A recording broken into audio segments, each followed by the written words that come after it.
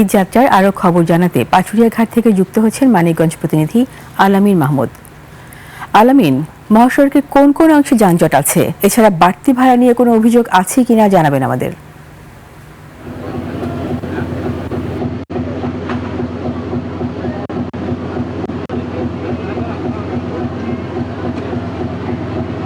ধন্যবাদ রিতা। আমি এই মুহূর্তে রয়েছি মানিকগঞ্জের পাটুরিয়া ঘাটে, যে ঘাট কিন্তু দক্ষিণ পশ্চিমাঞ্চলের প্রায় 21টি জেলার মানুষ কিন্তু নারীর টানে ঈদের ভাগাভাগি করে আনন্দ কাটানোর জন্য কিন্তু সবাই বাড়িতে ফিরছে। আমি যদি আপনাকে জানিয়ে রাখতে চাই যে এই ঘাটটিতে প্রতি বছর কিন্তু অনেক বেশি যানজটের সৃষ্টি থাকে এবং অনেক লম্বা গাড়ির সিরিয়াল থাকে। এবছরের চিত্র কিন্তু টোটালি বিপরীত এবং ব্যতিক্রম চিত্র রয়েছে। এই সময় কিন্তু দীর্ঘ ছুটির কারণেই কিন্তু এইরকম পরিবেশটির সৃষ্টি হয়েছে, কিন্তু এখন যে পরিবেশটি রয়েছে সেখানে কিন্তু ব্যতিক্রম চিত্র। এই জন্য বলছি, সেখানে কিন্তু গত বছরে গাড়ির জন্য অপেক্ষা করছে, আপনার সবসময়ের জন্য গাড়ি অপেক্ষা করে ফেরির জন্য, কিন্তু আজকে কিন্তু ব্যতিক্রম চিত্র, ফেরি অপেক্ষা করছে গাড়ির জন্য।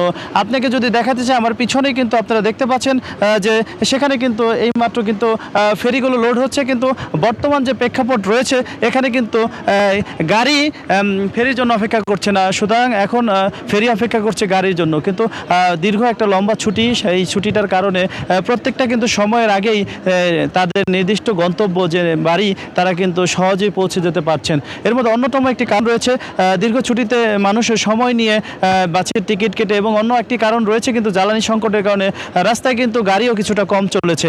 আমি আরও একটু জিনিস জানিয়ে রাখতে চাই, সেখানে কিন্তু বলতে চাই যে সেখানে কিন্তু কিছুটা ভোগান্তি গতকাল হয়েছিল বৃষ্টির কারণে, এছাড়া কিন্তু খুব বেশি ভোগান্তি কিন্তু মানিকগঞ্জের এই ঘাটটিতে হয়নি। আমরা যদি আরও একটু জানিয়ে রাখতে চাই, আইন শৃঙ্খলা পরিস্থিতি কিন্তু যথেষ্ট স্বাভাবিক ছিল।